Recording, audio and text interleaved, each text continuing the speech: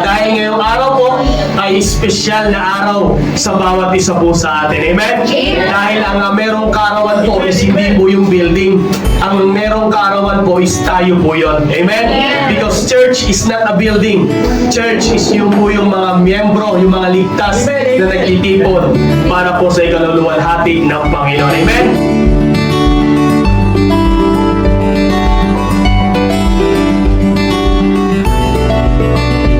May mga sitwasyon tayo sa buhay natin na hindi natin kayang resolve na mag-isa. Kaya niya ng mga kapatiran, ang pastor, lalong-lalo ng Panginoon.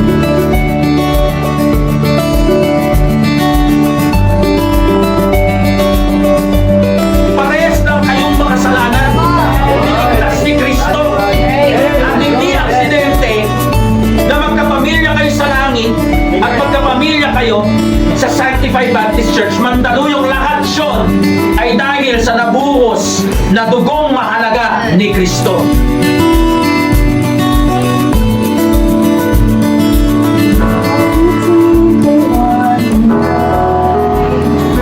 Just holding on for love in my eyes. To be this church, the love is mine. And believe His name, the heart and mind. Why to live in this restless world?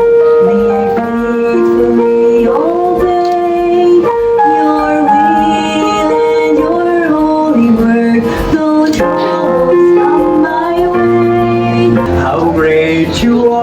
how great You How are. great you are! How great you are! Great You are. How great you are! Alam niyo po, hindi po madali ang pinagdaanan ng gawain ng Panginoon. Sabi nga ng ating pastor kanina sa kanyang panalangin bata pa. Di ba? Pero sa biyaya ng Panginoon, sa kabila ng mga pinagdaanan, di ba, marami ng mukha ang nawala, marami ng mukha ang bago. Ganoon naman sa gawain ng Panginoon People come and go. Pwedeng literal na umalis na o lumisan sa mundo. Kahit sinong pastor, lilisan.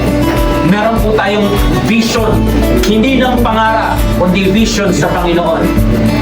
Na someday, hindi lang mandaluyong.